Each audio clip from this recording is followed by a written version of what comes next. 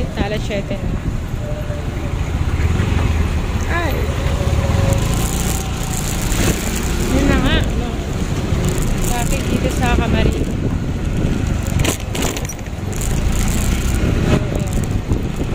Uwi na.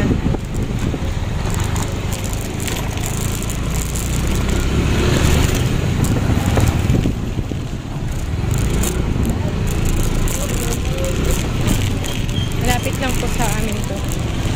May shortcut dito eh.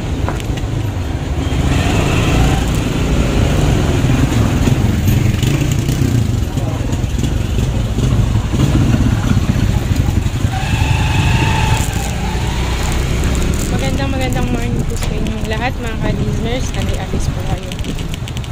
So yun na nga, trinay ko munang mag-vlog.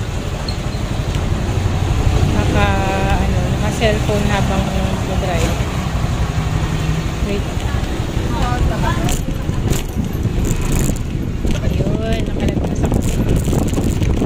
Hindi na ako nag-helmet kasi malapit na sa bahay. Kaya, ayun.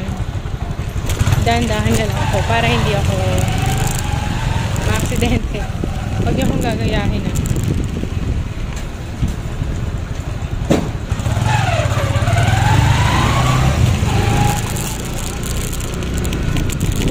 So, maaga akong umalis ng bahay kanina, mga bandang past 7 na. Pauwi na ako. So, medyo inaantok kasi hindi ako masyado nakatulog kanina.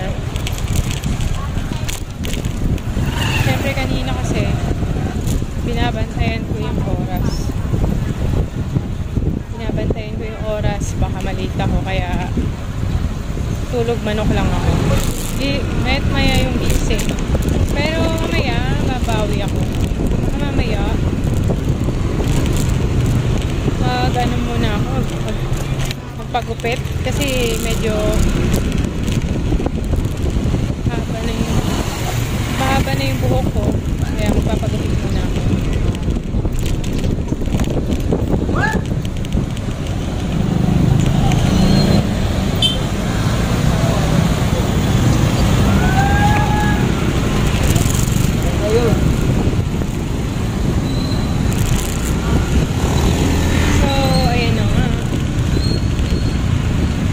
Ipakita yung dinadaanan ko kasi medyo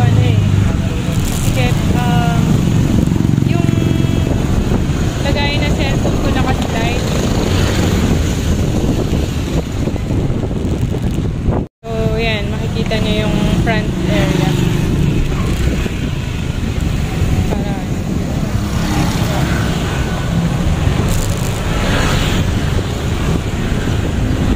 sana okay po kayo dyan at nakapag-almusal na.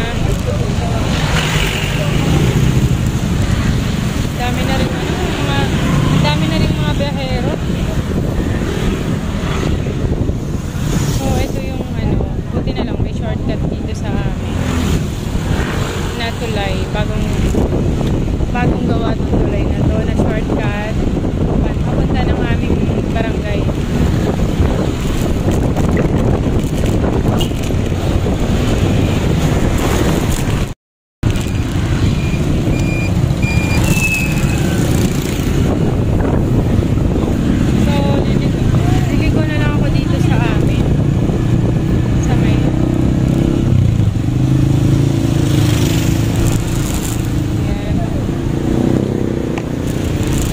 Na ako dito sa aming baha papunta sa paddock namin and may makikilala kayo.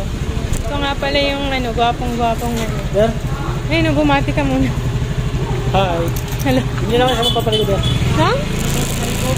Ayaw nga. Ano tinapay? Bili ka. Yun lang. So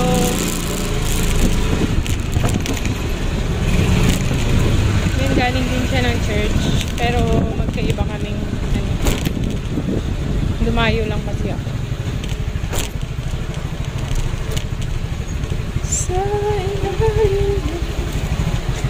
Ayun, nakarating na rin ako sa bahay.